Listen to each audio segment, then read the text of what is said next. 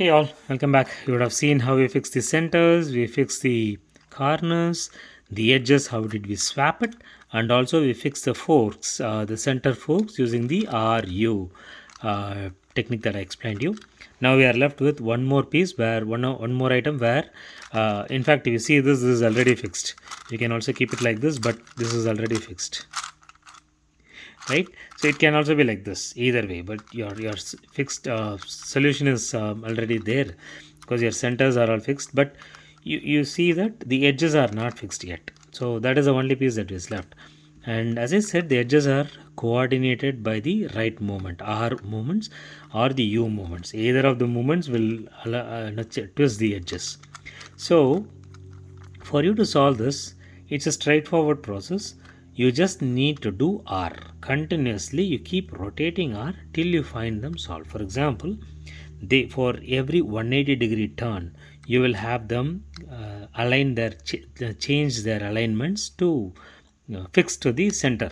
For example, I'll just show you this. As you see, you can see, as you do it, you'll be able to see it fast.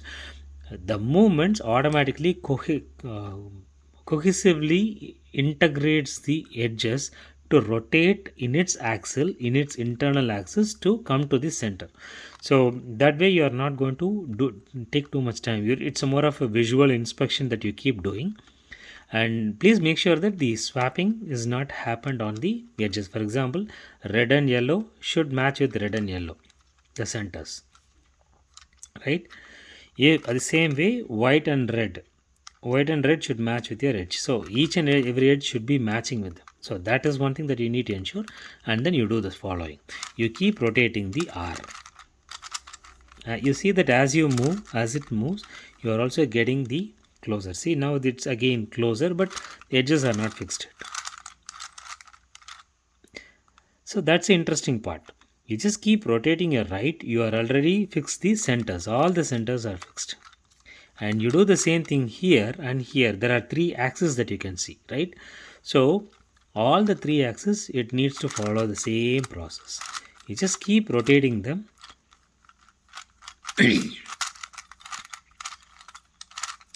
After the third rotation, you will see them aligning. See, now these two pieces are aligned. These two edges, they are aligned. And this is an error actually because I rotated it with hard. So this is now fixed, right? These pieces, the only piece, there are three axes, that X, Y, Z, right? This is X, Y and this Z. So all the three are there. All the three axes that we are talking about are there, but you'll see that they all align themselves, and you are left with only one more, which is called now the Y. This is your X. This is your X. This is your X. Just moving, right? So if you see this is your X, right? This is your X, and this is your Y, and this is your Z. So X and Z are now fixed, Y is left over. Again, do the same thing. You don't need to do, it's a straightforward and easy business. You're done. And hooray, you got your gear Rubik's Cube solved. It's very interesting.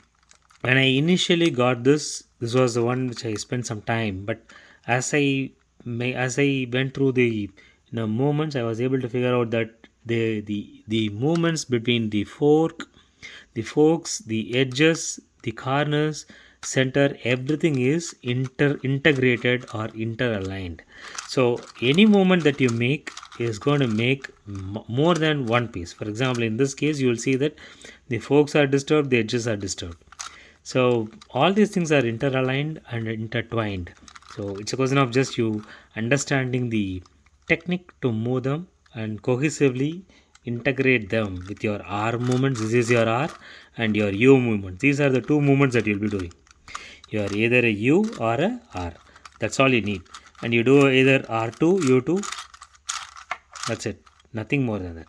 And with that, you are able to solve the gear ball cube. So this is one of the easiest puzzle that I have seen, and it looks to be tough, but it gives you much appreciation when you actually scramble it. It looks to be very scary, but when you solve this, it's actually easier. So with that brief introduction and explanations, I hope you all enjoyed this journey of the Rubik's Cube. Particularly for today's, we have the gear ball cube, and I hope you will be able to solve all it by yourself. And in case you are stuck somewhere, please do comment or let me know. I'll be glad to explain things in a better way.